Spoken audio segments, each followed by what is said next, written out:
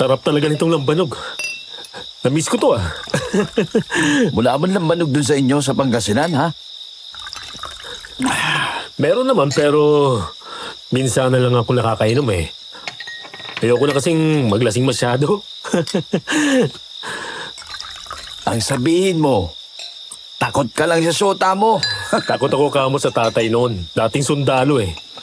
Mahal ko pa buhay ko, no? Seryoso? Kaya naman pala. Pero oy, ba't ka nga pala napauwi? Dito ko pa dumiretso sa bahay. Ang totoo kasi niyan, Brad, ikakasal na ako. Ha? Seryoso? Magpapagapos ka na? Hindi naman siguro pagpapagapos yun, ano? Gusto ko rin naman eh, pero kasi nabuntis ko si Sharon. Tapos ayun, gusto ng tatay niya na makasal kami bago pa siya manganak. Tama lang din naman. Gusto lang masiguro ng tao na hindi mo matatakasan yung anak at magiging apo niya. Oh, heto pa, oh. Salamat, Brad.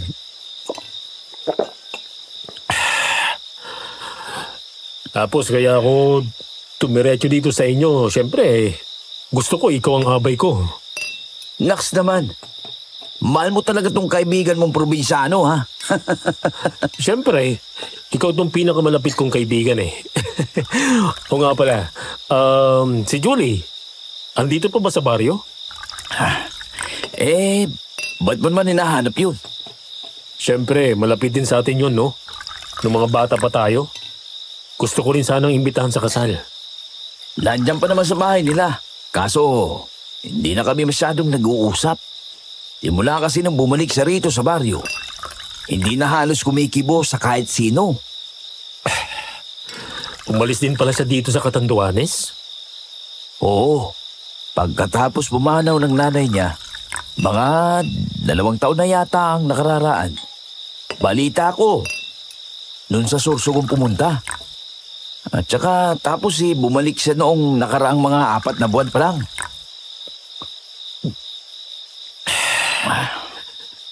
Ayun, sabi mo, nagbago ng pag-uwi? Oo. Lumalabas lang para maglako ng balot kapag gabi. Ano? Ba't naman niya naisip maging mambabalot? Hindi ko nga rin alam eh. Marami naman siyang pwedeng mapasukan. Inalok nga rin siyang maging silbidora dun sa karinderya. Pero tinanggihan niya. Nag-aalala nga rin ako bilang kaibigan. Delikado pa naman ang panahon ngayon dito pag gabi. Ba't naman delikado? Ano na ba kasing nangyayari dito habang wala ako? Ano kasi, Brad eh? Ano? Pinapakaba mo naman ako dyan sa mukha mo eh. Kasi, Teo, may aswang na gumagala dito sa lugar natin. Aswang? Ano bang aswang yung sinasabi mo? 2007 na tol. May aswang pa ba ngayon? Wala akong magagawa kung ayaw mo maniwala. Basta may aswang nga dito sa atin. May nadaling ang buntis eh. Inuwa yung bata sa sinapupunan. May ilang mga alagang hayop ring na nadali. Seryoso ka ba dyan, Willie? Baka naman tinatakot mo lang ako. Seryoso ko.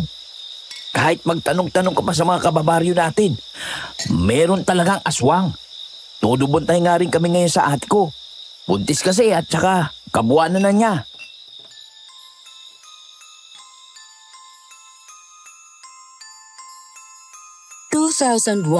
Nang magkasabay na pumanaw sina nanay at tatay sa isang aksidente. Dahil doon, ay napilitan akong lumuwas mula Catanduanes papuntang Pangasinan. Naroroon po kasi ang Lola Pina ko. Doon ko na rin nakilala ang naging kasintahan kong si Sharon. Nagsimula po itong ikukwento ko nang mabuntis ko ang aking mahal. 2007 po nito. Gusto ng kanyang tatay Badong na maikasal kami ni Sharon bago pa siya manganak. Kaya naman, agad naming inayos ang mga bagay-bagay. Bumalik din muna ako ng Catanduanes para imbitahan ang 2 sa mga kababata ko. Ang hindi ko alam, ipahahamak pala ng simpleng kagustuhan kong yon ang mapapangasawa ko. Bago ko nga pala makalimutan, ako po si Leo at nasa 25 anyos po ako nang mangyari ito. Tao po? Julie? Julie? Nandiyan ka ba? Tao po? Julie? Sino yan? Ayun! Andiyan ka naman pala eh. Ako to, si Leo. Leo! Kailan ka lang bumalik? Kahapon lang ako nakarating. Halika, pasok ka muna.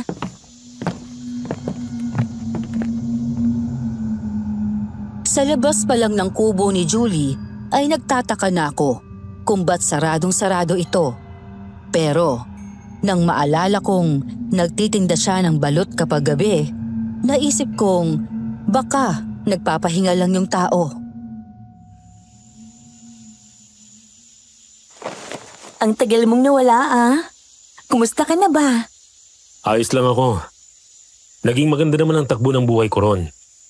Ikaw ang kailangan kong kumustahin. Balita ko, naging mambabalot ka ngayon. Bakit ba yan ang pinili mong kabuhayan? Marami namang ibang pwedeng pagkakitaan Isa pa, nakapagtapos ka rin naman ng high school. Madali ka makakahanap ng mas matinong trabaho sa syudad. Huwag mo akong alalahanin, Leo. Ayos lang ako. Pinili ko ang kabuhayang to. Gusto ko rin naman Sigurado ka ba dyan? May ilang mapapasukan dun sa amin sa Pangasinan. Baka pwede ka ron. Talaga? Meron doon? Papasamahin mo ako sa'yo doon? Talaga ba, Leo, Talagang inaalala mo nga ako. Kahit matagal na tayong di nagkikita. Siyempre, malapit tayo magkaibigan ni Willie. Kaya gusto ko ring mapabuti kayo. Doon sa kaibigan ng lola ko sa palengke, pwede kang maging tendera ron. Yung magiging biyanan ko naman, may mini grocery sila. Pwede ka ron bilang kahera o taga-ayos ng mga products. Magiging biyanan? Ikakasal ka na? Oo. Yun nga palang inuwi ko rito. Gusto ko kayong personal na imbitahan ni Willie sa kasal namin ng kasintahan kong si Sharon. Sa susunod na buwan pa naman yun, pero mas mabuti ng maaga akong magsabi sa inyo. Masyado naman yatang biglaan. Oo nga eh. Buntis kasi ngayon si Sharon. Gusto ng tatay niya na maikasal kami bago siya manganak. Buntis ang kasintahan mo? Oo. 4 na buwan ang tiyan niya ngayon. Medyo malaki na pala. Kaya nga eh. Puspusan ang paghahanda namin. So ano na? Pwede ka ba? Sabay na lang kayong lumuwas ng Pangasinan ni Willie kung sakali. Siguro mga 3 araw bago ang kasal. Huwag kayong mag-alala. Pwede kayong tumuloy dun sa bahay namin ni Lola Pina. Sige, pupunta ako. Yun! Asahan ko yan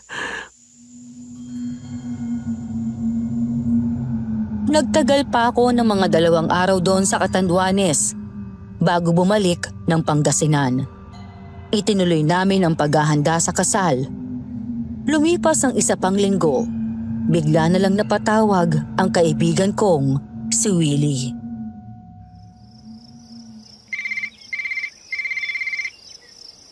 Oh, kumusta Willie? Napatawag ka? Leo, May problema ba, Brad? Ba't mukhang malungkot ka? si ate. Ang ate ko. Kumusta na bang ate mo? Nanganak na ba? Wala na si ate. Ano? Wala na? Bakit? Anong nangyari? Yung bata, kumusta? Wala na rin yung pamangkin ko. Wala na sila ng ate ko. Nadali ng aswang. Aswang? Oo. Basta natagpuan na lang namin si ate. Naduguan sa kanyang kwarto. Napakabilis ng pangyayari. Uminom lang naman ng tubig si nanay. Tapos may narinig kaming kalabog.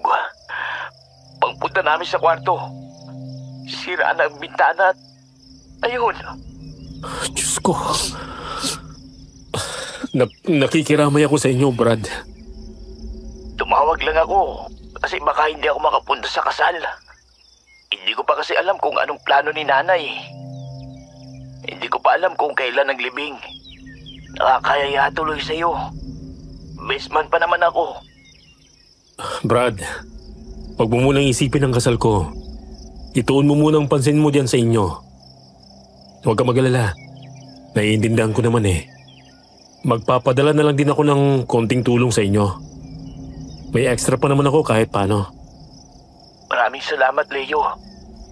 Nakakayaman pero hindi ko muna tatanggihan yan. Kailangan eh. Ano ka ba? Wala yon. Kaya sige na, ha? Balitaan mo na lang ako. Sige, tol. Leo, sino yon? Yung Willie ba yon? Oo, siya nga. Hindi raw siya makakapunta eh. Namatayan sila. Ano yung narinig kong aswang? Ha? Sa totoo lang, hindi ko rin sigurado. Pero ang sabi, nadali raw ng aswang ang atin niyang buntis. Hindi rin naman ako naniniwala sa mga ganong halimaw. Pero wala naman ako sa posisyon para makipagtalo sa nagdadalamahating tao. Tama ka, Ron. Totoo man kasi o hindi ang aswang, ang sigurado ay namatayan sila. Kung sakali man hindi siya makakarating, maghanap na lang tayo ng proxy. Ganun na nga lang siguro. Bagamat hindi ako naniniwala sa mga aswang, ay hindi ko namang maiwasang mabahala para sa mga kabaryo ko. May iilang mga buntis at bata pa kasi roon. Nakakatakot kung mabibiktima sila ng sinasabing aswang o kung sino mang gumagalang sa larin. Naisip ko rin si Julie, lalo nga at mag-isa na lang siya sa buhay. Tapos, pagbebenta pa ng balot ang kanyang pinagkakakitaan. Hanggang sa nalaman ko, 3 araw lang pala ibinurol ang ating ni Willie. Minabuti nilang ilibing ito agad dahil nga sa lagim ng sinapit nito. Kaya naman, nakarating ang mga kababata ko rito sa Pangasinan 3 araw bago ang kasal namin ni Sharon.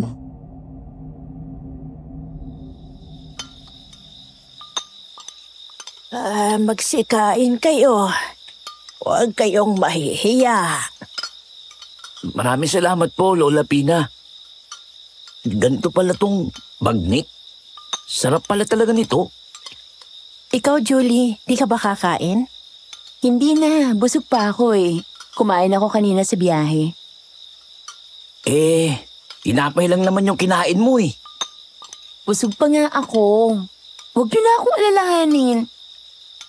Maraming salamat talaga sa inyong dalawa ha. Nagawa niyong makapunta. Lalo ka na, Willie. Alam kong mahirap ang pinagdadaanan ng pamilya mo ngayon. Ang totoo, Brad. Nag-aalangan nga akong pumunta eh.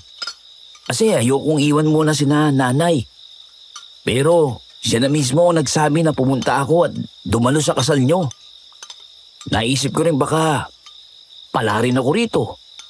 Alam mo na, baka may mahanap akong mapapasukan. Naku, kung mapapasukan lang, maraming pwede. Oo nga. Pwede ka sa mini grocery ng mga magulang ko. May connection din si Papa sa mga security agency. Pwede ka ron. Ay, maraming salamat sa inyo kung sakali. Napakalaking tulong na yan sa amin. Makakapagpadala na ako ng mas maayos na halaga para kina nanay at sa nakababata kong mga kapatid. Ikaw, Julie, anong balak mo? Nabanggit ko na sa'yo, di ba?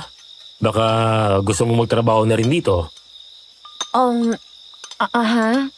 Hindi pa ako nakakapag-desisyon eh. Pinag-iisipan ko pa. Ay, teka nga sandali. Kanina ko pa napapansin. Ayos ka lang ba, Ineng? Namumutla ka kasi at parang tulala. Medyo nahilo nga po ako sa biyahe, Lola, pero huwag niyo po akong alalahanin.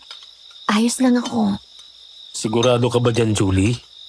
Baka gusto mo na magpahinga. Doon ka sa kwarto ni Lola. Pwede ka ron. Itong si Willie naman, dito sa may sala. Tungkol nga pala dyan, may nakausap kasi akong isang kakilala ko. Doon ako sa kanila tutuloy. Kakatagpuin ko siya mamaya. Sigurado ka ba dyan, Julie? Baka naman kasi nahihiya ka lang sa amin, ha? Naku, hindi naman. Matagal ko na rin kasing hindi nakikita yung kaibigan kong yon. Kaya naisip kong puntahan. Tapos, pupunta na lang ako sa mismong araw ng kasal nyo.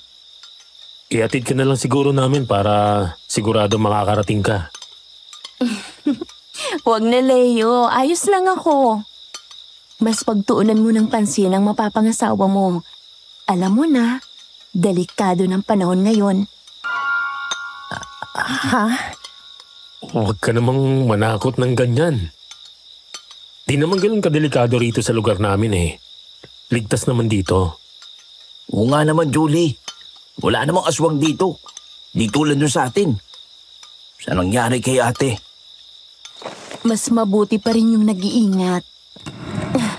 O siya, alis na ako. Kita na lang tayo sa kasal ninyo. Ang dami kong napansing kakaiba sa kababata kong si Julie nung gabing yon. Una na roon ay hindi siya masyadong kumikibo. Taliwas yon sa nakilala kong ugali niya. Habang lumalaki kasi kami, ay likas sa kanya ang pagkamadaldal. Tinatawag pa nga namin siyang bida-bida ni Willie. Proud din naman siya mismo sa ugali niyang yon. Pero nung dumating sila sa Pangasinan, kakaiba po talaga si Julie. Hindi ko masabi noong una, pero ramdam kong ayaw niyang naroon siya. Pansin ko ring makahulugan ang tingin niya kay Sharon.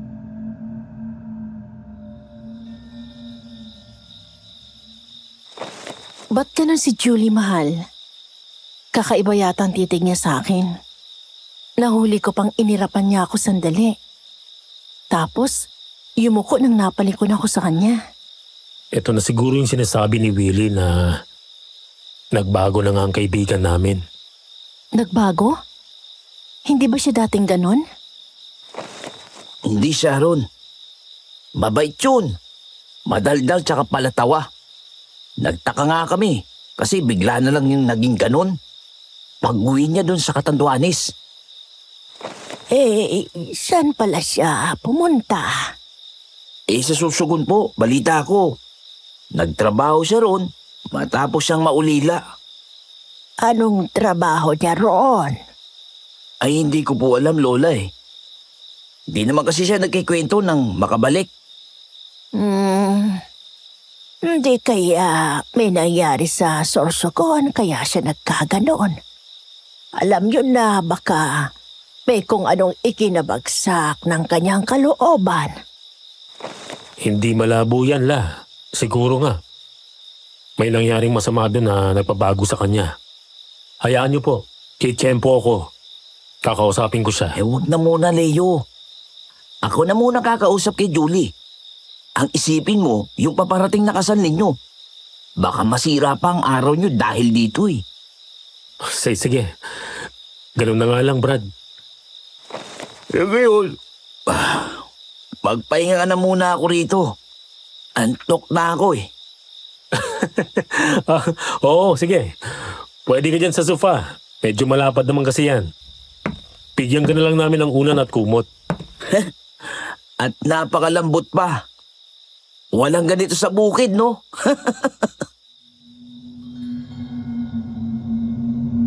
Simple lang po ang bahay namin ni Lola Pina. Sementado ang kalahati ng dingding mula sa hig hanggang sa bandang baywang. Tapos, kahoy na ang itaas na bahagi. Bagamat may kisame naman at yero ang bubong. Sa lugar na yon lumaki ang nanay ko. Lumipat lang siya ng Catanduanes nang maikasal sila ni tatay. Di ko lang akalaing sa bahay na yun din kami titira ng mapapangasawa ko. Mag-isa na lang po kasi si Lola Pina. Mabuti na lang at payag din naman ang mga magulang ni Sharon. Oo, medyo maliit lang ang bahay namin. Pero malinis naman kasi ito at maayos. Nakatulog naman po kami nung mga unang oras ng gabing iyon. Subalit, nagising na lamang ako nang may marinig na kakaibang huni ng ibon.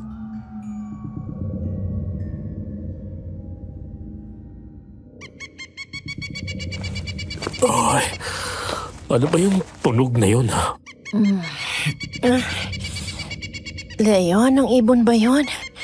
Ba't ang ingay? Ang lakas ng tunog. Hindi ko alam. Baka bulahaw nga eh. Leo! Leo! Leo! Gising ba kayo? Leo! Si Willie? Ano naman kayong kailangan niya? Teka lang, mahal. Pagbubuksan ko. Nakakairita talaga yung ibon na yan. May problema ba, Willie? Narinig mo rin ba yung ibon na yan, di ba? Paano hindi ko yan maririnig eh? Ang ingay-ingay niyan. Nagising nga kami ni Sharon dahil dyan eh. Kailangan nyo mag-ingat, Brad. Hindi ordinaryong ibon yan. Ha? Hindi ordinaryo? Kilala mo ba kung anong ibon niyang humuhuni, Willie? Bahala na nga. Maniwala man kayo o hindi. Tik-tik ang ibon na yan. Tik-tik? Anong tik-tik bang sinasabi mo? Willie naman eh. Huwag ka namang manakot ng ganyan. Walang aswang dito sa Pangasinan. Kaya paano naman magkakaroon ng tik-tik na ibon dito? Hindi ko alam. Basta sigurado akong tik-tik yan. Ilang gabi nga rin namin narinig yan. Bago namatay si ate. Teka nga, ano bang pinag-uusapan niyo? Tik-tik ang sinasabing ibon na kasama ng ibang mga aswang. Ang sabi, kapag may tik-tik malamang, puntirya ng parating na aswang ang mga buntis o sanggol. Ano? Aswang? Sabi rin ng mga matatanda, kapag malakas ang huni ng tik-tik, ibig sabihin ay malayo pa ito. Pero kapag mahina na ang huni nito, ibig sabihin, napakalapit na niya sa'yo. Paano naman magkakaroon ng tik-tik dito sa atin? Wala namang mga ganyan dito banda sa norte eh. Yun nga rin ang sinasabi ko. Tsaka, humina yung huni. Yan ang sinasabi ko, Leo. Papalapit na siya. Papalapit siya rito. Kailangan mong bantayan si Sharon. Teka, kukuha lang ako ng itak. Pupunta ako doon sa kusina nyo. Hindi po kami kaagad nakareact ni Sharon sa mga sinabi ni Willie. Hanggang sa namalayan ko na lang na unti-unti nang dumadaing si Sharon. Aray! May problema ba, mahal? Ang tiyan ko! Bakit ka napapadaing? Ang tiyan ko! Sumasakit! Ba't biglang sumakit ang tiyan mo? Diyos ko. Dalhin lang kita sa ospital. Huwag kayo lalabas. Tol, naghihintay lang yan sa malapit. Yang halimaw na yan. Willie, sigurado ka pa talaga sa sinasabi mo? Kapag di pa tayo kumilos, baka mapahamak ang anak namin. Aray! Masakit na masakit! Sigurado ko, Leo. Kapag lumabas kayo ngayon, garantisadong mapapahamak ang mag-ina mo. At kaya sumasakit ang tiyan ni Sharon dahil sa presensya ng aswang. Anong nangyayari dito? Sharon, bakit nabibilipit ka dyan? Diyos ko! Lola, may aswang po sa labas. Inaaswang po si Sharon. Ano? Seryoso ka ba, Willie? May kumakatok. Ako na bahala, Leo. Aray! Ako na. Napakasakit na talaga. Ito na ba yun? Mga anak na ba ako?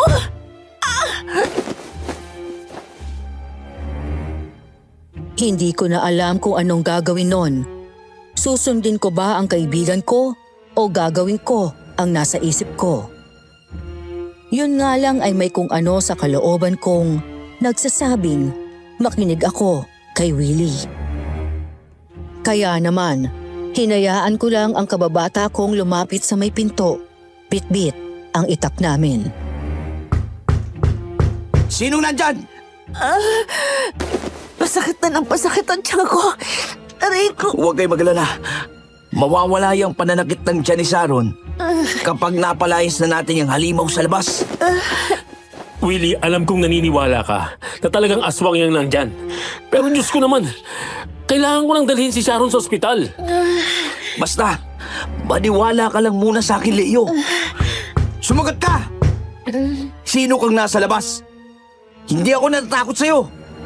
Kapag hindi ka pa umalis, hindi ako mangingiming ipahalik tong itak sa leeg mo. Ha, may tao sa bakuran.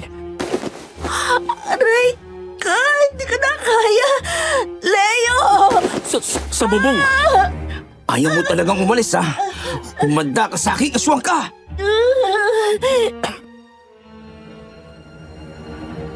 Nilalamukos na ako ng kaba at pangamba nun. Si Willie naman ay tarantang pumunta ng kusina. Kinuha niya yung lalagyan ng asin namin ni Lola Pina.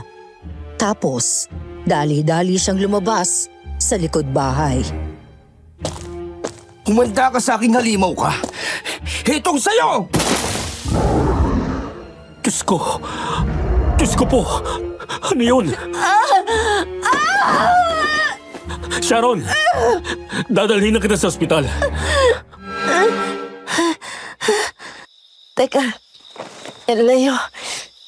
Teka, ang tiyan ko, nawawala ng sakit. Ha? Sigurado ka ba dyan, mahal? Baka naman. Leo, napalayas ko na yung halimaw. Nakita mo ba ang aswang iyo? Hindi ko po nakita mismo yung itsura niya, Lola. Paglabas ko kasi, rekta saboy lang ako ng asin sa bubong ninyo. Pagkatapos, ayun, bigla na lang siya umiyaw. Kasunod po nun, may lumipad na napakalaking ibon na kulay itim. Ikaw, Sharon, kumusta ng pakiramdam mo? Ayos na ako. Hindi na sumasakit ang tiyan ko. Mas mabuti siguro kung pumunta pa rin tayo sa ospital. Baka mamaya na paano na si baby. Noong madaling araw na yon, ay umalis nga po kami ni Sharon at Willie. Dinala namin ng kaibigan ko si Sharon sa ospital. Pagkarating doon, ay wala namang makitang anumang mali ang doktor. Kaya agad din kaming nakauwi.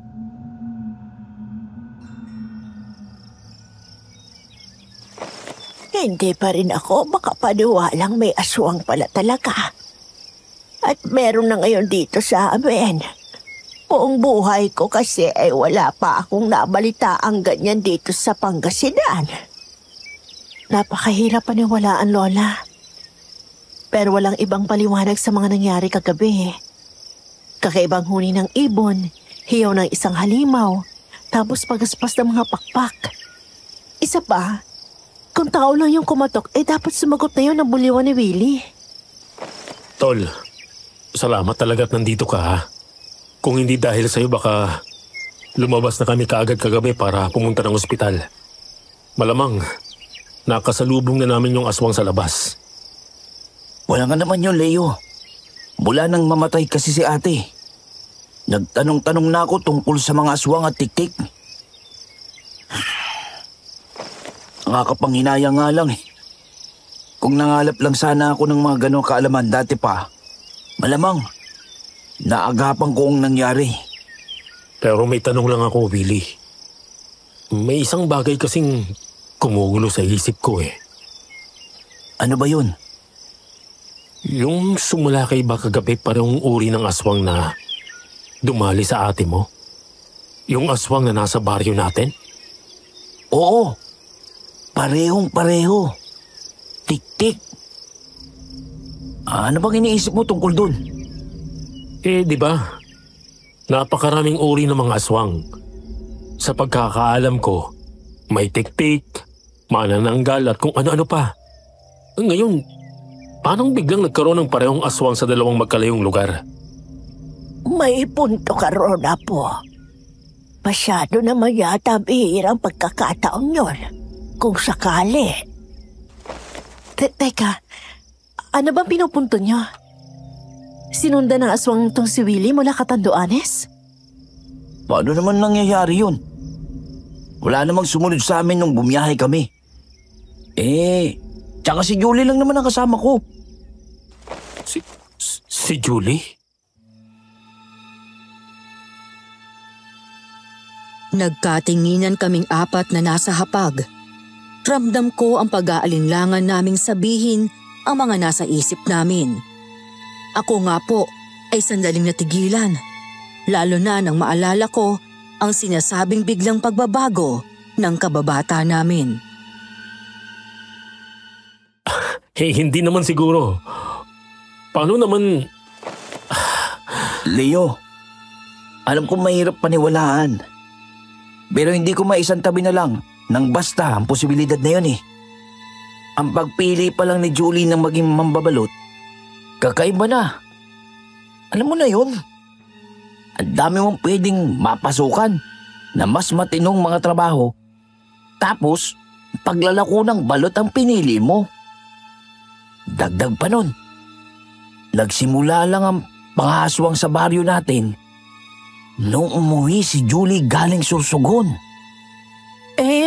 Paano kung sadyang may pinagdadaanan lang yung tao? Mahirap naman kung pagbintangan nyo lang siya ng basta, di ba? Paano nyo makukumpirma yung hinala nyo?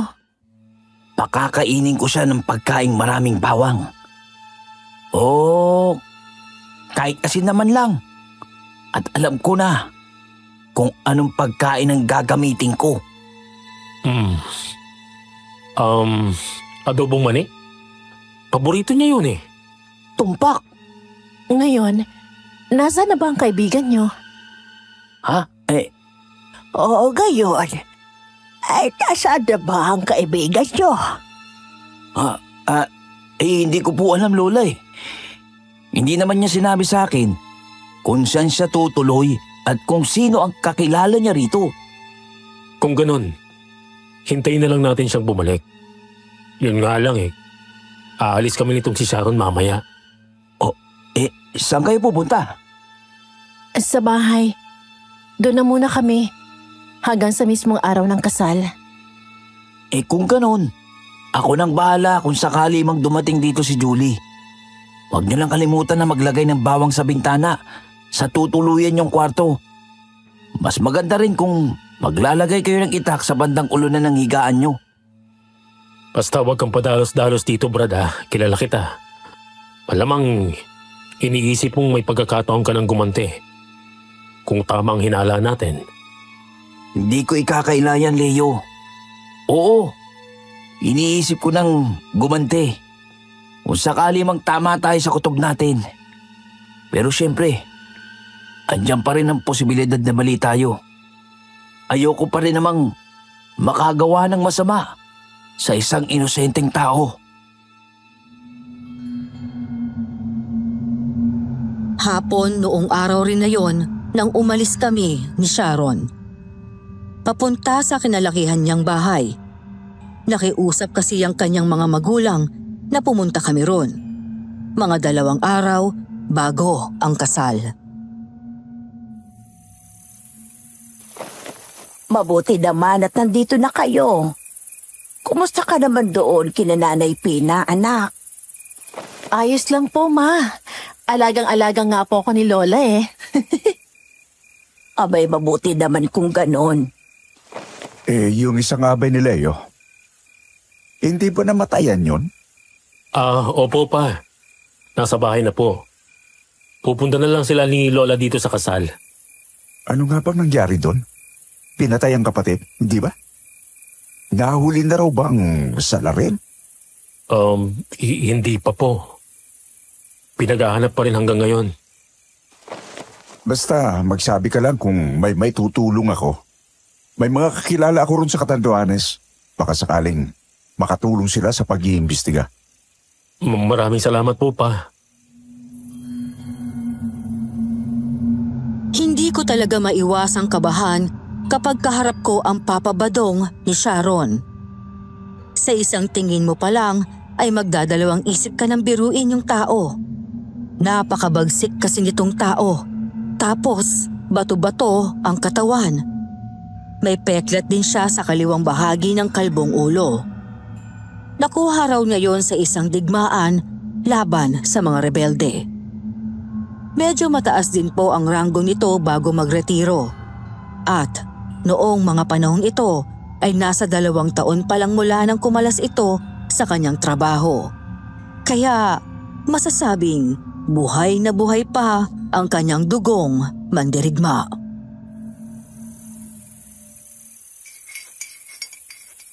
2 araw na lang ay kasal na ninyo. Alagaan mo itong unika-iha namin, ha, Leo? Huwag na huwag mo itong bibigyan ng sakit ng ulo. Kapag nalaman kong pinaiyak mo ito maski isang beses lang, may kalalagyan ka talaga sa akin. Opo pa. Pangako. Hindi ko pahihiyakin si Sharon. Papa naman huwag niyo naman sindakin ng ganyan si Leo. Hindi ko siya sinisindak. Nagpapaalala lang ako. Intindihin mo na lang ang papa mo, anak. Mahal ka lang yan. Muling sumapit ang gabi. Doon kami tumuloy sa kwarto ni Sharon sa kanilang bahay. Mas panatag ako roon. Kasi nga sementado ang buong bahay at may grills ang mga bintana. Gayunpaman, ay naglagay pa rin kami ng bawang sa may bintana para makasigurado.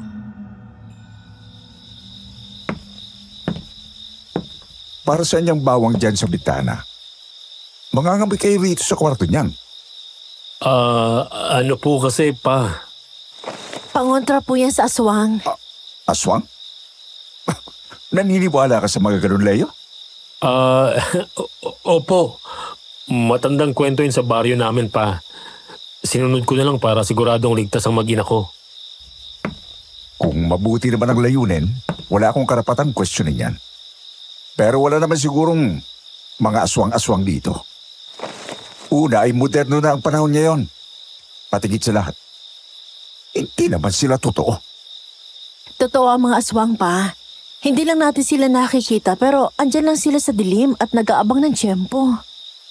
Kung ganon, sila ang matakot sa akin. Magdadalawang isip silang saktan ka. Kapag nagkamali sila, hahalikan nila ang guso ng baril ko. Kaya huwag ka na mag-alala, ha Sharon? 2 kami ni Leo na poprotekta sa inyo ng magiging apo ko. Kami naman ni Sharon ay nagsara na ng bintana at pinto sa kwarto. Nakakakaba talagang kaharap ang papa mo, Sharon. Naiintindihan kita, Leo. Ako rin naman medyo takot din dun Pero huwag kang mag-alala. Gusto ka nung para sa akin.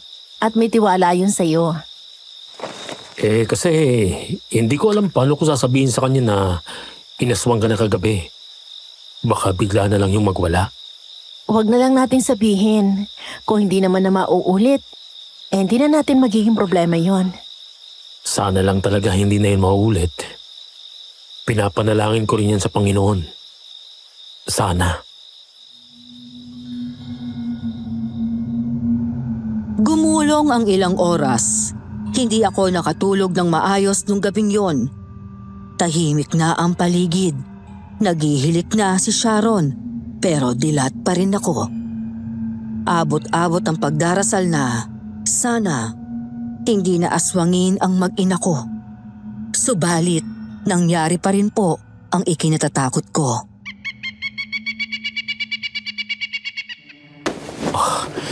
Hindi. Andyan na naman siya. Paano niya kami nasundan dito? Anong gagawin ko? Itak. Kailangan ko ng itak. Taranta akong bumangon at madapa-dapa akong pumunta sa kusina. Mabilis kong hinablot sa lagayan ang kanilang itak. Pati ang garapon nila ng asin ay binitbit ko na rin. Pabalik na ako sa kwarto nang bigla na lang, pumailan lang ang napakalakas na sigaw ni Sharon sa buong bahay. Sino ka? Ano ginagawa mo dyan? Sumagot ka! Si Sharon! Sharon! Andiyan na ako! Sharon! Sino ka? Pagkapasok ko ng pinto, ay agad kong nakita ang isang anino na nasa labas ng bintana namin. Hindi lang yon basta nakadungaw. Halatang nakahawak po talaga siya sa mga grills. Anino lang po ang naaninag mula sa loob ng kwarto. Pero halata kong mahaba ang magulong buhok ng kung sino mang taong iyon. Sharon! Tara sa labas ng kwarto! Leo, natatakot ako. Nagsisimula na namang... Sumasakit na naman ang tiyan ko. Ano nangyari dito, Sharon? Bakit siya napasigaw? Pa! May aswang! Muli akong napalingon sa bintana nung sandaling yon. Pero wala na ang nakadungaw roon. Gayunpaman ay nakarinig kami ng kung sinong nagtatatakbo sa bakuran. Sinong nandyan? Ba't ka umaaligi sa bahay namin? Aray! Anong aswang bang sinasabi mo, anak? Seryoso ako, ma. Aswang yung umaaligid sa akin. Leo, ano bang ginagawa mo? Dalhin na natin si Sharon sa ospital. Wala mo nang lalabas. Hindi natin alam kung sino ang nasa bakuran. Leo, sumama ka sa akin. Opo pa. Wag pa! Wag na wag kayong lalabas! Delikado! Leo, halika na. Hindi nakinig si Papa Badong kay Sharon. Lumabas nga po kami ng kwarto. Dinaanan lang ni Papa ang kanyang pistola. Tapos, hinarap na namin ang saradong pinto ng sala. Sino ka sabi? Pipi ka ba? Ba't hindi ka sumasagot? Isa pang katok mo dyan at hahalik na sa iyo tong bala ng baril ko. Talagang nananadya ka, ha? Lagot ka sa akin ngayon? Walang tao. Ang bilis naman yata ang nakalayo nun. Doon sa bandang kanan ng bakuran pa. Doon siya pumunta. Sa may kwarto namin. Ang akala siguro ng damo, hindi ko siya susundan. Tara, punta natin. Mag-iingat po kayo pa. Hindi normal na taong kalaban natin. Mamaya, marami kang ipaliliwanag sa akin, Leo. Sabihin mo sa akin kung anong alam mo rito. Dito po. Napansin kong dito siya banda sumuot.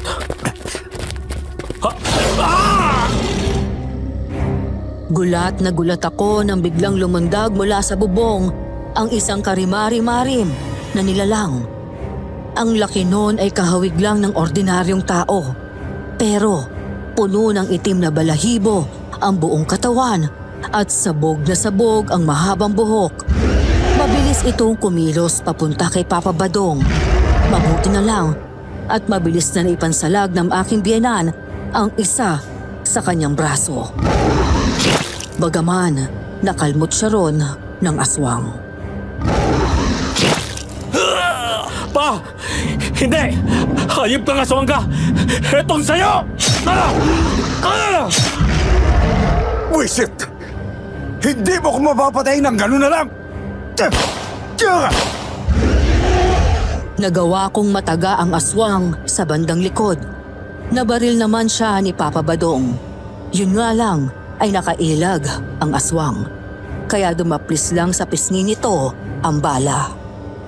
Noon din po ay mabilis siyang tumakbo papunta sa may likod bahay. Hindi ka makakatakas! Papatayin kitang demonyo ko! Ibon? Nag-anyong ibon ng aswang? Nakakainis! Nakatakas ang kutong lupa ngayon! Nang makalayo ang aswang, ay bumalik kami sa loob ni Papa Badong. Nakita naming ayos na si Sharon. Naroroon sila nakaupo sa kusina ni Mama Perla. Agad-agad din ay ginamot ni Mama ang sugat ni Papa sa braso.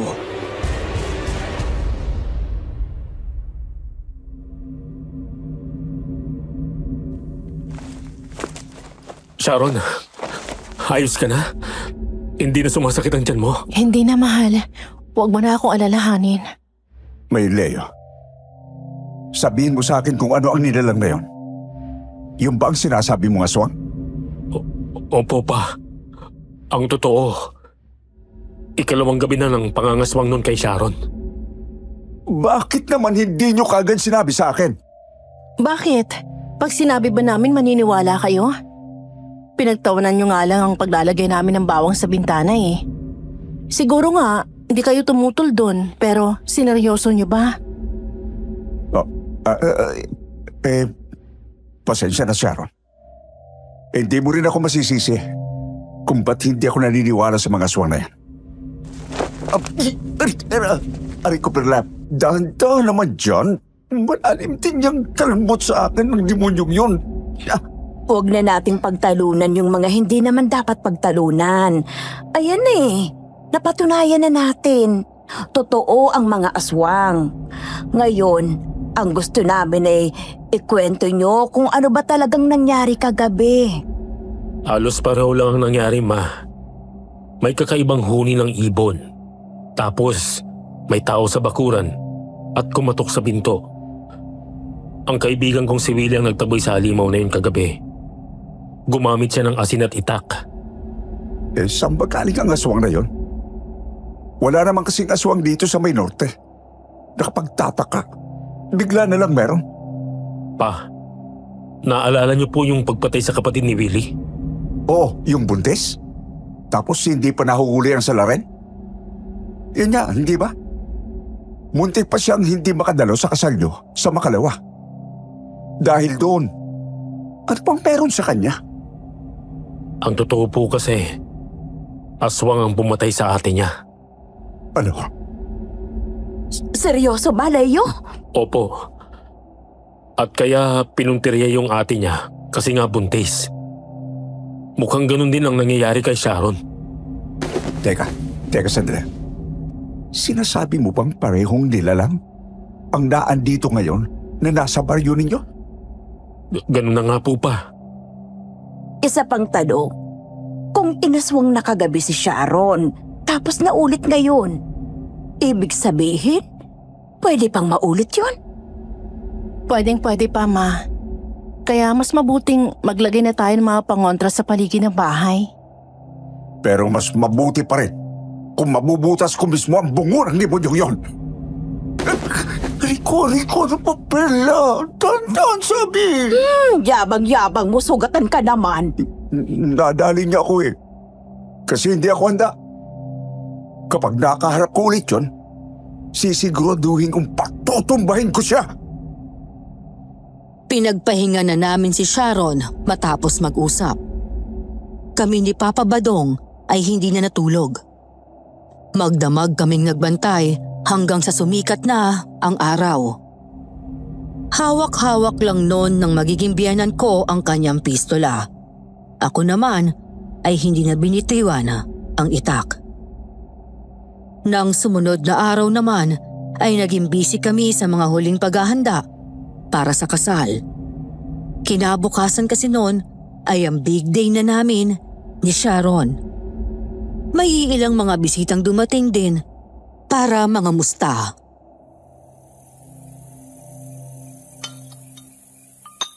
Salamat sa tanghalian. Mukhang masarap ng pinakbit, ah. Salamat, pare. Sige, kumain ka lang parang Gemeng. Oo nga pala. Ba't ngayon ka dumating? Akala ko bukas ka pa. Ang totoo, nung nagdang linggo pa ako bumiyahe galing sa amin sa Leyte. May dinalaw lang kasi akong pinsan doon sa may Tarlac. Tapos ay naisip kong pumunta na lang dito ng maaga. Para hindi ako malate sa kasal ng inaanak ko bukas. O teka, paano ba yung braso mo? At saka ang laki ng bendang yan, ha? Oo. May nakalabang kasi kaming halimaw kagabi. Anong halimaw sinasabi mo? Aswang ba yan? Ha? Hindi nga. Seryoso. Paano ba kasi yan? Yun nga pare. May nakalaman kaming aswang kagabi. Inaaswang ang anak ko. Patingin nga ako ng sugat mo, pare.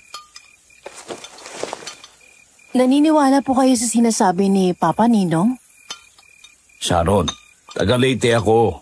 Laganap sa amin yung mga kwentong aswang. At ako man mismo, ay may nakaharap ng aswang noong binata pa lang ako. Totoo ba yung lagi mo ikwento dati, pare? Pambihirang tao to. Ilang ulit ko nang kinuwento yun. Hindi ka pala naniniwala. Ang hirap naman kasi paniwalaan. May nakaharap kang aswang na nagaan yung baboy ramo. At ngayon, ikaw na mismo ang nagsasabing may nakaharap kang aswang. O sige na, patingin na nga ng sugat mo. Sinunod na ni Papa Badong ang kanyang kumpare na si Mang Imeng.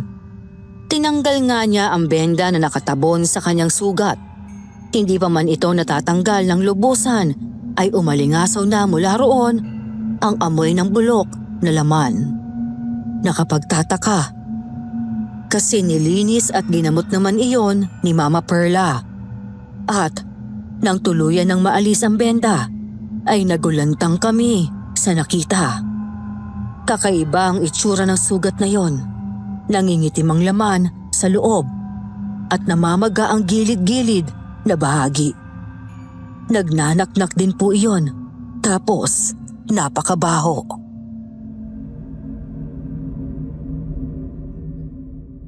Diyos ko, ba't nagkaganyan yan? Nilinis ko naman ng maayos siyang kagabi Hindi ba masakit pa? Parang pangkaraniwang pakiramdam lang ng may malalim na sugat. Kalmot nga yan ang aswang. Ganito ang gawin mo, Badong. Ugasan mo yan ng purong katas ng kalamansi. Pagkatapos ay umunim ka rin ng katas ng 7 kalamansi na may halong asin. Yon ang alam kong lunas para hindi lumalay ang sugat na gawa ng aswang. Importante rin yon para siguradong hindi ka maawa. Pwede palang makahawa ang pagkaswang sa pamamagitan ng kalmot? Hindi sa lahat ng pagkakataon. Pero posible rin. Parang rabies ng aso. Ang problema, hindi tayo sigurado kung nakakahawa ang kalmot nito. Kaya, mas mabuting manigurado. Noon din ay pinabili ako ni Mama Perla ng maraming kalamansi. Sinamahan ko na rin ng dagdag na asin at bawang. Pangontra na rin yon. Baka sakali kasing bumalik yung aswang pagsapit ng gabi. Pagkabalik ko naman kina Sharon, ay nakita kong naroroon na pala sina Willie at Lola Pina. Totoo ba, Leo? Inaswang uli si Sharon kagabi? Oo, sugatan si Papa Badong. Kaya nga rin ako bumili ng maraming mga pangontra. Baka kasi bumalik mamayang gabi. Mas maganda siguro kung dumito na lang muna ako. Para maraming magbabantay kay Sharon. Baka sakali rin na makaganti na ako. Oo nga pala. Si Julie, hindi ba dumating sa bahay? Tumawag sa akin kanina. Bukas na raw siya darating. Alam naman daw ng kakilala niya, yung simbahan ng kasal ninyo Bakit daw hindi na lang siya sumama sa inyo ni Lola dito? May kunting aksidente daw doon. Nasugatan daw ng bakal yung likod niya. Nasugatan ka mo ang likod niya? Oo, Brad. Pero, huwag daw tayo mag-alala. Ayos lang naman daw siya. Makakapunta raw siya bukas. Hindi ganun Tol. Ha? Anong ibig mo sabihin? Nataga ako sa likod yung aswang kagabi. Nasugatan ko yung halimaw. Sigurado ako ron. Kung ganun, tama ang hinala natin? Hindi pa rin 100%. Pero lumalakas ang kutob ko. Ano nang balak mo? Gagamitin natin itong mga pangontra. Pero kailangan muna natin kausapin si Mang Imeng. may alam siya tungkol sa mga aswang. Nung mga oras na yon, ay nasa likod bahay sina Sharon, ang kanyang mga magulang, si Lola Pina at ang ninong niya na si Mang Imeng. Pumunta kami ron ni Willie. Sinabi ni Willie kay Mang Imeng ang mga hinala namin tungkol sa kung sino ang aswang. At noon din po, gumawa kami ng magandang plano kung paano haharapin ang halimaw.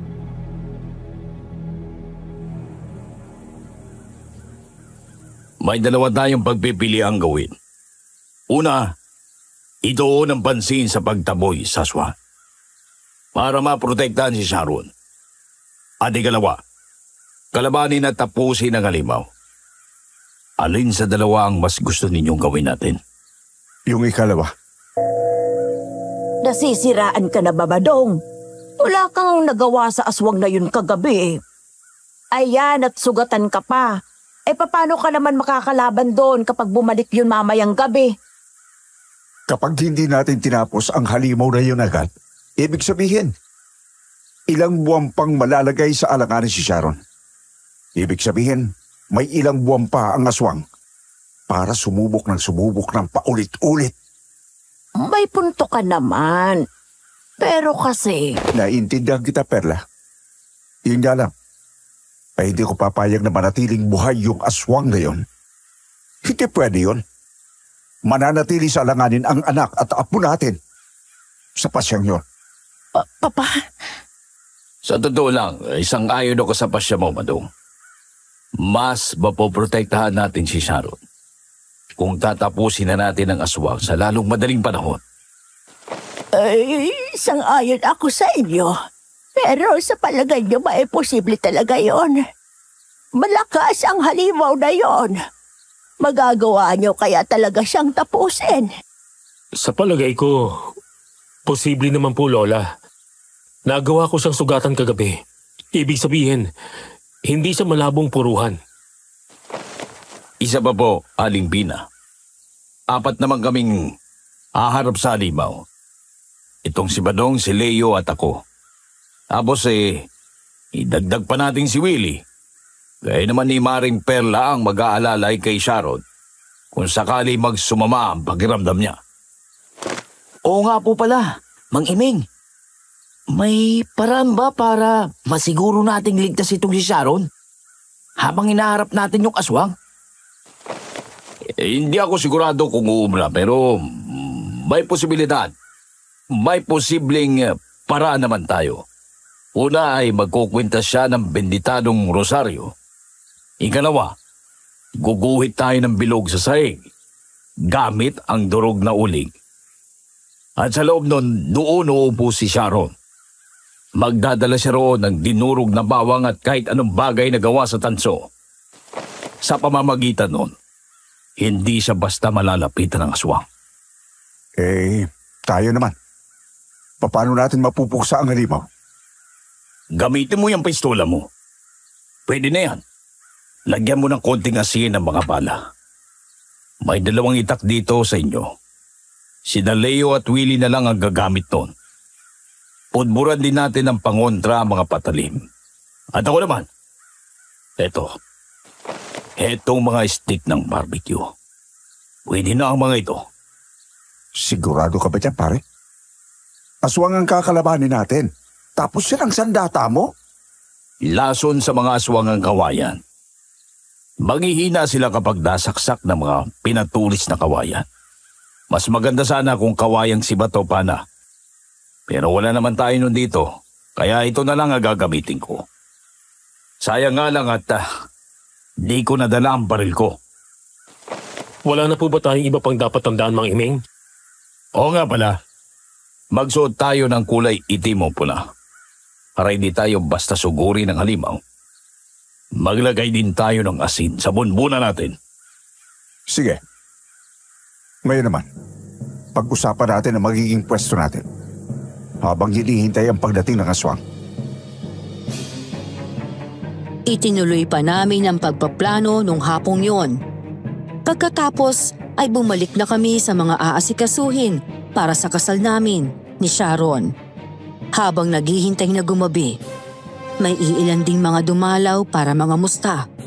Kaya kailangan naming umakto na parang walang inaalala. Humanap nga lang ng mga palusot si Papa Badong para siguraduhin walang dagdag na magpalipas ng gabi sa bahay.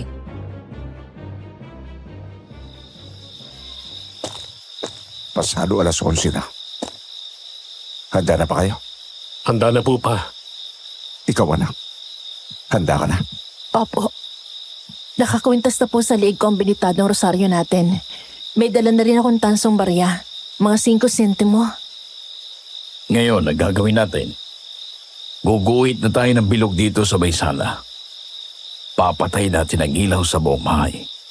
Pagkatapos, pupunta sa kwarto itong si Sharon. Lilinlangin natin ang aswang. Kailangan isipin niyang hindi tayo handa.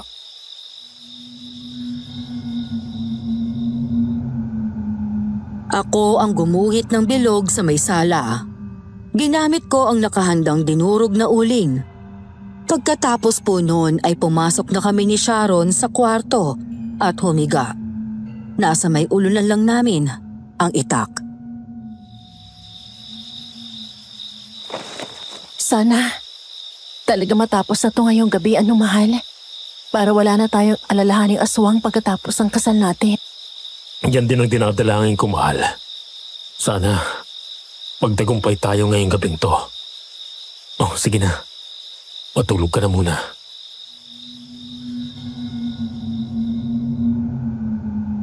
Umunan si Sharon sa isang balikat ko at pumikit. Ako naman ay nanatiling dilat habang nag-aabang sa mga mangyayari. Aminado akong todo ang kaba ko noong mga sandaling yun. Hindi kasi talaga ako sigurado kung ano ang kalalabasan ng pagharap namin sa aswang. Tumahimik ang paligid. Wala akong ibang marinig, kundi huni ng mga kuliglig mula sa labas.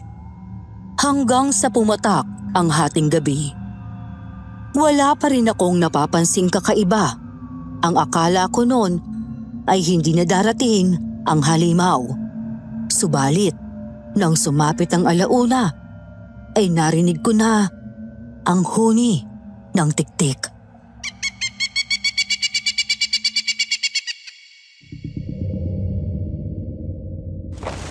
Nandiyan na siya.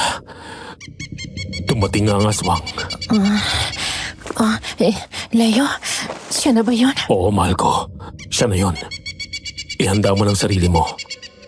Ang tiyan mo, hindi pa sumasakit? Hindi pa. Hintayin muna nating makaramdam ako ng konting sakit bago tayo kumilos. Kailangan malinlang natin yung aswang.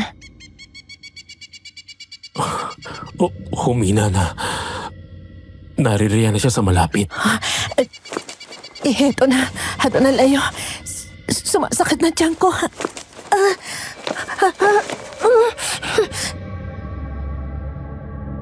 Nang dumaing si Sharon, ay nakarinig din ako ng mga yabag mula sa bakuran. Papunta yon sa mismong tapat ng kwarto namin. Ilang sandali pa, may naaninag na akong anino sa labas ng bintana. Ganon pa rin, isang tao na may sabog-sabog at mahabang buhok. Doon ay kumilos na kami. Halika na, Sharon. Lumabas na tayo dito sa kwarto. Oo, Leo. Tara. Inalalayan ko si Sharon palabas ng kwarto namin. Kasabay ng pagbukas ko sa pinto, ay narinig kong kumalabog ang bubong. Subalit, noon din po ay bigla na lang napahiyaw ang halimaw. Yan ang bagay sa'yo, halimaw ka! Bilisan niyo, Leo! Dalhin mo si Sharon dito sa bilog! Diyan muna kayo, Sharon. Mama Perla, Lola Pina, pupuntahan ko sila sa labas. Mag-iingat ka, Leo. Dali-dali na akong lumabas ng bahay. Bit-bit ang isang itak. Dinig kong nasa may likod bahay banda ang mga kalabog Kaya doon ako dumiretso. Pagkarating ko ron, ay saktong nagpaputok ng pistola si Papa Badong at muling humiyaw ang halimaw. Yan ang dapat sa iyong kutong lupa ka! Pagbabayaran mo ang panggugulo mo sa ako! Hindi pa tayo tapos!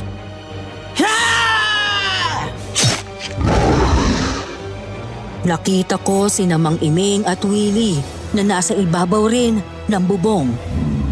Pinagtulungan nilang sagupain doon ang halimaw. Kakalmutin pa sana ng aswang si Willie. Ngunit bigla na lang nagsaboy ng asin si Mang Iming.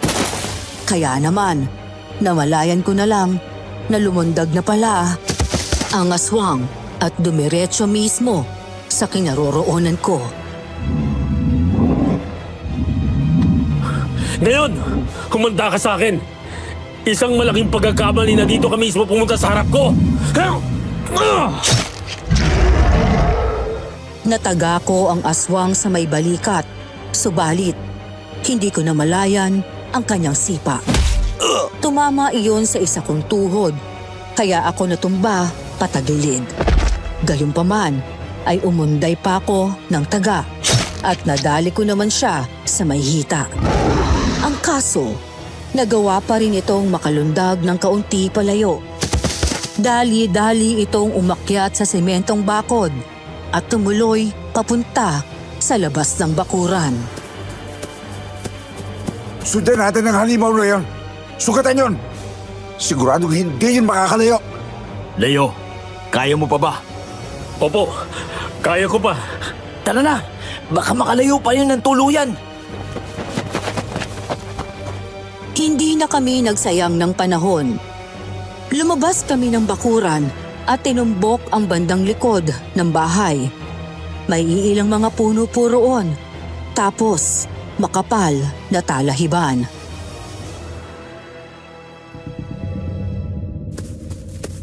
Saan kaya nagpunta yung aswang na yun? Mahirapan tayong maganap dito. Buti na lang, bilog ang buwan. Alis to kayo. Andyan lang yun sa paligid. Tingnan ninyo ang nasa lupa. Lupa? May mga bakas ng patak. Kulay itim. Dugo! Kung ganun, mahanap po natin siya kapag sinundan natin yan. Ganun na nga. Tara na. Sinundan nga po namin ang mga bakas ng dugo sa lupa at mga damo. Nahirapan nga lang kaming gawin yon dahil medyo madilim ang paligid at itim ang dugo ng aswang. Hindi ko rin po itatangging abot-abot ang kaba ko noon dahil nga sa madilim, mahirap magmatyag sa paligid. Nasa panganib kami. Maaaring bigla na lang sumulpot ang halimaw mula sa kung saan at sunggaban kami. Maniwala ka lang, Leo. Kaya natin to. Mahanap natin at mapapaslang natin yung demonyong yun. Maigaganti ko na rin ang ate ko. Alam ko, Willie. Hindi ko lang talaga maiwasang kabahan. Nag-aalala rin ako para kay Sharon. Ligtas ang asawa mo. May solidong pangontra sila sa loob ng bahay. Manalangin ka lang. Matatapos din to. Sinunod ko ang payo ng kaibigan ko.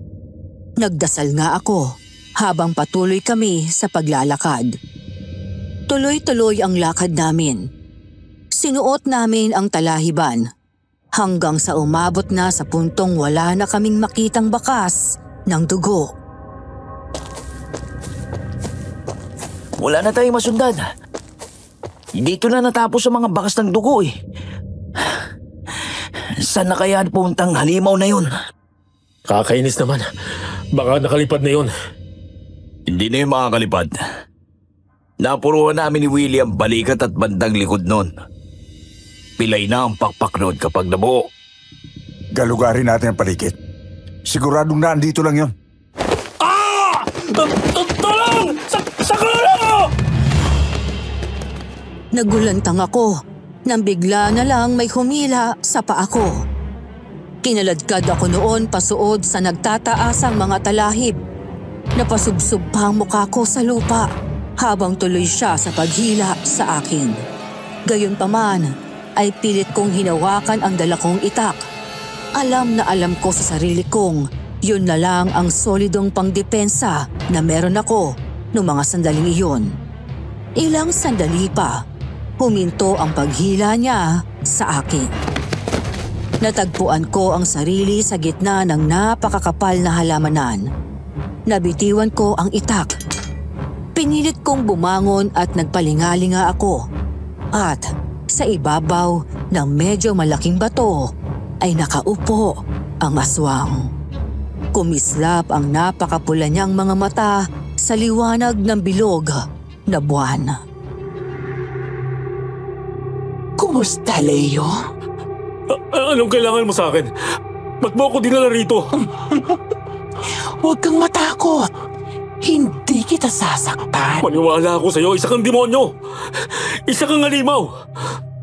Kung gugustuhin mo, ay matatapos mong buhay ko sa isang iglap. Sumagot ka. Anong kailangan mo sa akin? Ang sakit mo namang magsalita. Pero kung sa bagay, totoo namang halimaw nga ako. Yun nga lang, wala akong balak na saktan ka. Sabihin mo na kasi. Ano bang kailangan mo sa akin? Bakit mo ako dinala rito? Napakasimple lang. Anakan mo ko. Ano? Nababaliw ka na ba? Unang-una, may kasintahan na ako at ikakasal na kami bukas. Mahal kong mag-ina ko.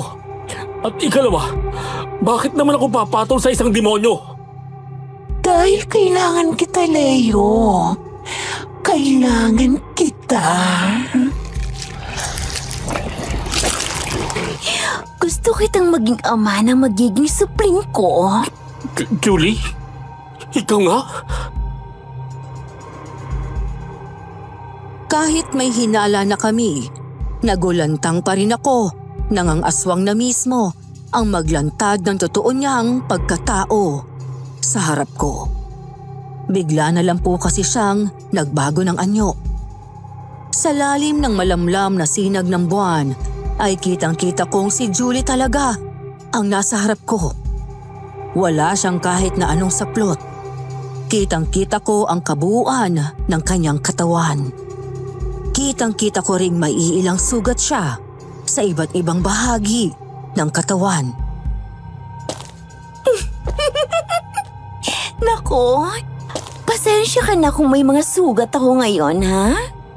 At pasensya ka na rin kasi sa dami ng pwedeng lugar, dito pa tayo magiging isa.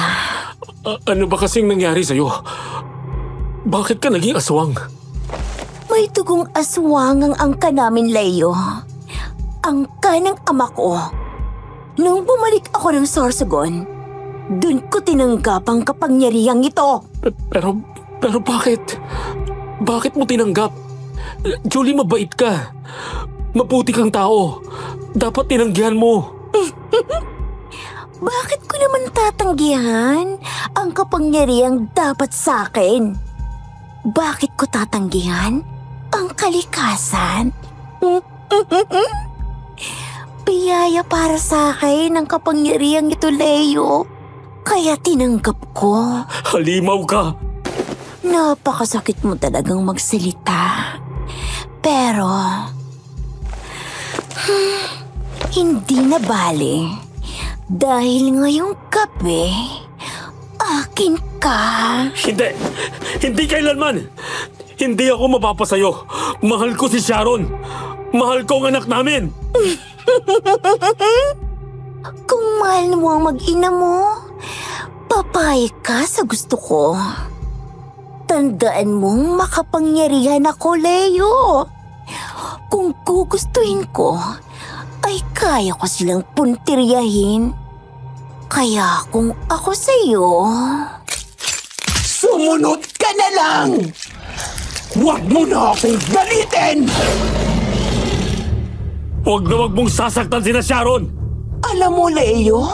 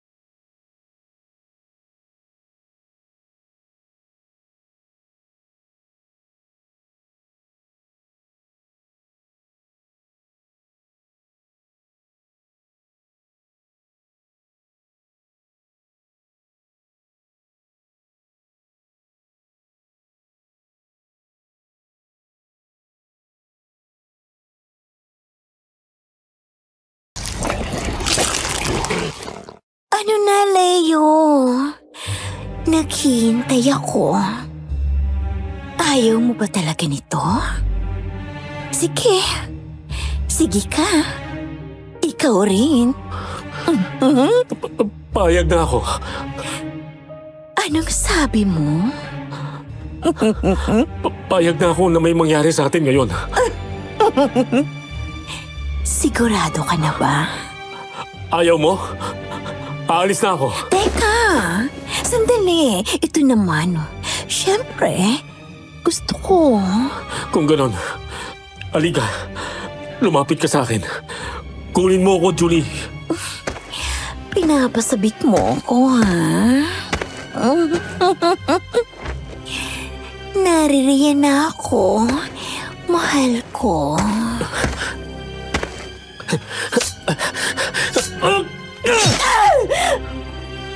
Nang makalapit na si Julie sa akin, ay bigla kong pinulot ang nabitiwan kong itak. Walang ano-ano, ay agad ko iyong isinaksak sa kanyang puson. Binulot ko iyon at isasaksak ko pa sana sa kanyang dibdib.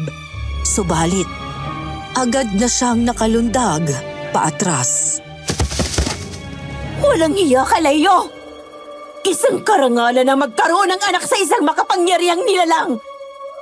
Tapos tatanggihan mo ko? Sinayang mong ibinigay ko sa iyong pagkakataon! Hindi masasayang ang isang walang kwentang pagkakataon. At kailanman, hindi ako manghihinayang! Yeah! Inundayan ko ng taga ang aswang. Subalit, sinalubong niya iyon ng matatalas niyang mga kuko. Habang nagkakagit-gitan ang patalim ko at ang kuko ng halimaw, ay bigla na lang niya akong sinuntok sa sikmura. Tiniis ko iyon kahit halos masuka na ako sa sakit. Kinabig ko ang itak. Napahiyaw ako nang makalmot niya ako sa balikat. Kakalmutin pa sana niya ako ulit nang biglang pumailan lang ang magkakasunod na putok ng baril.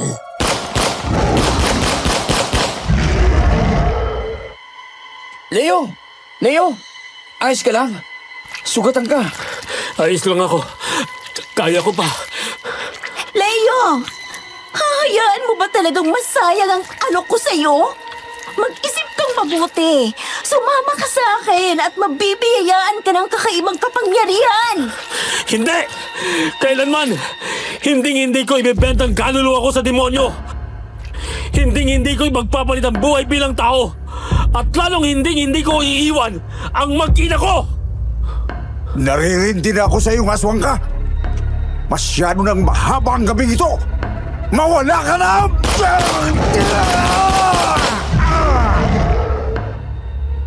Sinubukan pa ulit makatakas ni Julie, pero hindi na siya nagtagumpay. Magkakasunod na bala kasi ang pinakawala ni Papa Badong, kaya naman natumba na ang aswang sa damuhan. Doon ay pinagtatataga at pinagsasasaksak siya ni Willie at ni Mang Imeng, hanggang sa bumalik na ito sa pagiging anyong tao. Julie! Ikaw? Ikaw ang aswang? Pagbabayarin niyo to. Babayad kayo. Ikaw ang magbabayad. At ito na ang karma mo, Julie. Marami kang pinatay sa baryo. Pinagtangkaan mo ang asawa ko. Tapos, binalak mo pa akong akitin. Nakakadiri ka. Itinuring ka naming kapatid. Kaibigan ka namin. Tapos anong pinagkakagawa mo? Hindi. Hindi pa ito ang wakas. Hindi.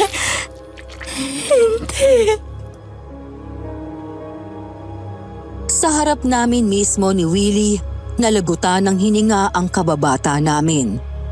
Kapwa hindi kami makapaniwala na may dugo palang aswang si Julie. At lalong hindi ko maisip kung bakit niya tinanggap na maging ganap na aswang.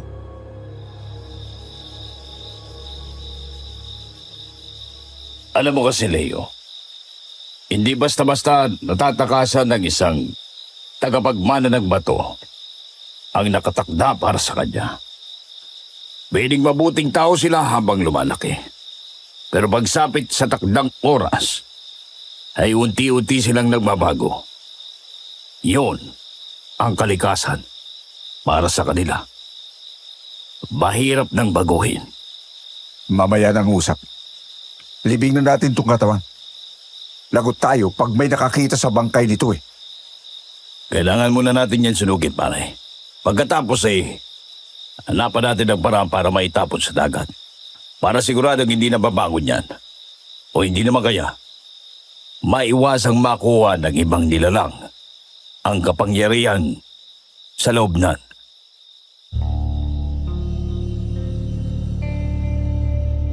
Sinunod na lang po namin ang sinabi ni Mang Imeng. Sinunog nga namin ang katawan ni Julie. Bagamat, tinago muna namin pansamantala ang mga abo. Balak namin noon ay tsaka na iyon itapon pagkatapos ng kasal. Mabuhay ang bagong kasal! Maraming salamat po sa inyo. Hindi magiging posible ang okasyong ito kung wala kayo. Thank you po sa lahat. Salamat po sa pagdalo.